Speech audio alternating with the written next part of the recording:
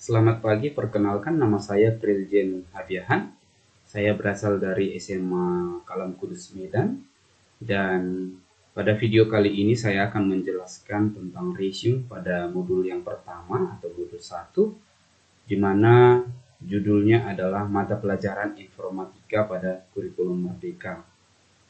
Nah, pengalaman yang baru bagi saya di dalam mempelajari modul 1 ini tentang informatika ini adalah bagaimana modul ini mengarahkan kita ke model-model yang baru. Dan selama mempelajari modul 1 ini, banyak pelajaran yang baru atau wawasan yang baru yang bisa saya dapatkan. Di dalam materi ini didukung dan dilengkapi dengan pengetahuan teoritis dan praktis secara teknis untuk menganalisis, bagaimana memodelkan dan memecahkan masalah ataupun persoalan. Di dalam materi ini kita dituntut untuk belajar tentang informatika dan bagaimana suatu sistem komputasional berfungsi dengan baik yang mengandung komputer maupun tidak. Jadi di dalam materi ini kita dituntut bagaimana kita mengembangkan cara berpikir kita.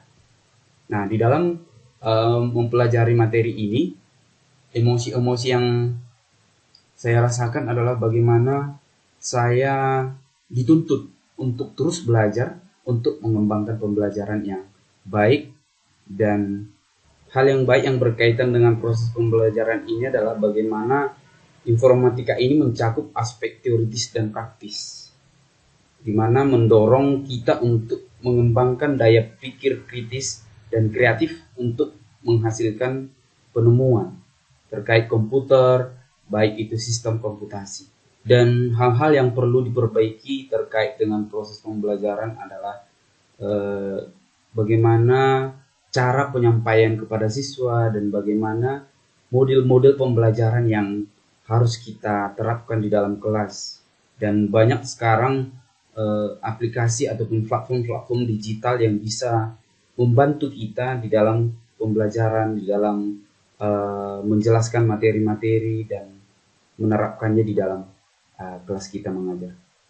Nah, kalau ditanya pertanyaan kritis yang berhubungan dengan konsep materi agar materi ini bisa digali lebih jauh, menurut saya adalah bagaimana perkembangan teknologi komputasi yang mempengaruhi privasi individu dalam era digital saat ini.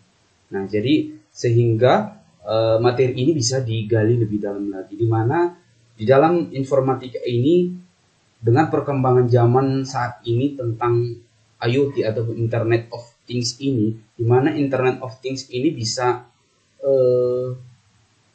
memacu peserta didik ataupun saya sendiri untuk belajar lebih jauh lagi.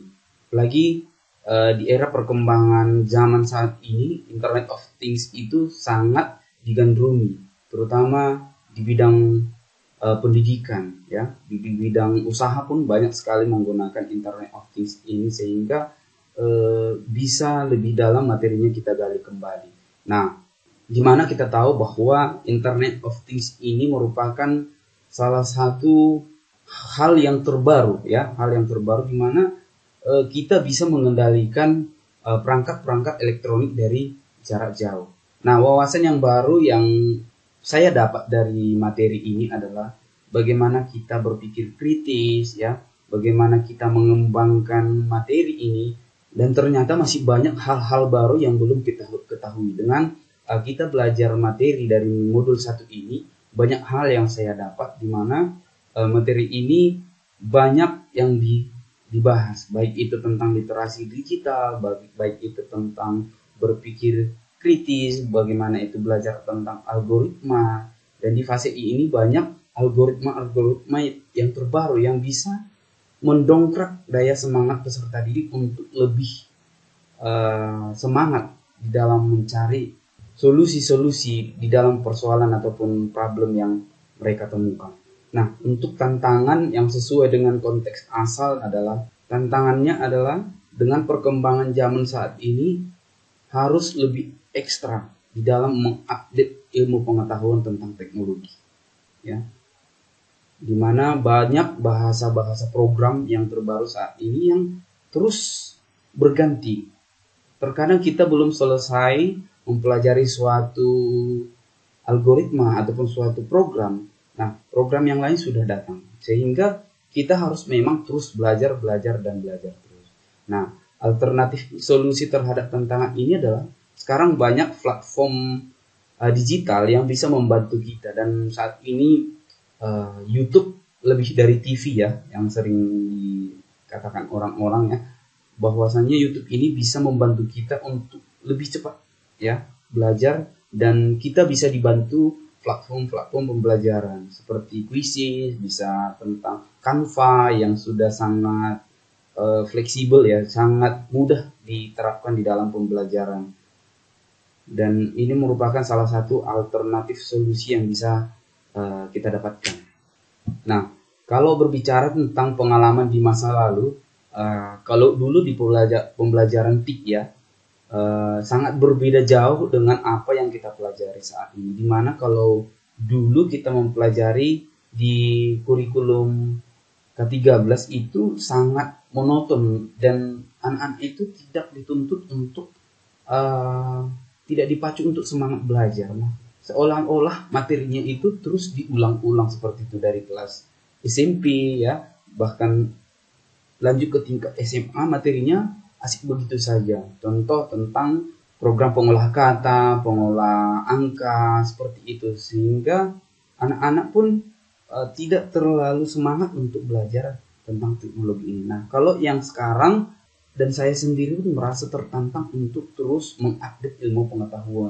Dan bahkan saya baru menyelesaikan studi S2 saya tentang ilmu komputer ya, tentang teknik informatika, di mana di masa yang akan datang informatika ini merupakan hal yang tidak bisa kita lepaskan dari diri kita, di mana perkembangan teknologi saat ini, sehingga kita perlu mengupdate terus tentang ilmu pengetahuan tentang teknologi yang ada saat ini dan di masa yang akan datang.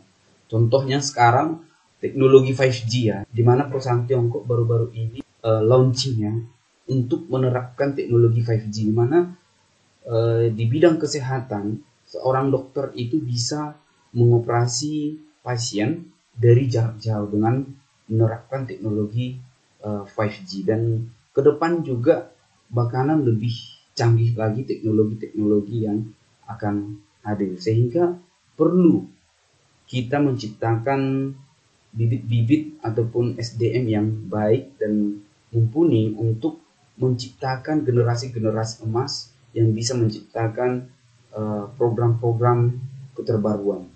Konsep atau praktik baik yang dapat dilakukan dari mata pelajaran dan kegiatan lain di sekolah adalah anak-anak bisa kita buat praktek lintas bidang ya, atau anak-anak kita suruh kita tugaskan kita bentuk dalam beberapa kelompok, sehingga anak-anak ini bisa menganalisis ataupun menganalisa, mencari data dan menganalisa masalah itu dan mencari solusi untuk masalah itu sendiri. Nah, di dalam pelajaran informatika ini, selain belajar berpikir komputasional dalam menghadapi persoalan sehari-hari, serta cara memanfaatkan teknologi komunikasi lewat jaringan, perangkat keras dan perangkat lunak yang lebih efisien. Nah, di dalam materi ini perlu mempelajari teori-teori informatika dengan lebih mendalam, terutama tentang menganalisis data, kemudian pemrograman, dan dampak informatika dalam kehidupan sehari-hari, baik itu dalam pekerjaan. Nah, teori tentu saja tidak cukup, sebab baru berguna jika dapat dipraktekkan. Nah, di dalam materi ini juga bagaimana kita memahami suatu masalah ya tentang literasi digital, di mana di akhir-akhir ini dengan perkembangan teknologi yang sangat pesat, teknologi yang berubah-ubah terus perkembangannya, kemudian update terus tentang teknologi, sehingga banyak orang-orang yang tidak memahami tentang literasi digital ini. Nah, perlu di sini kita dalami tentang literasi digital agar kita bisa memfilter, menyaring sebelum kita men-sharekan kepada orang lain. Nah, ini saja yang bisa saya jelaskan resume pada modul 1 ini. Terima kasih.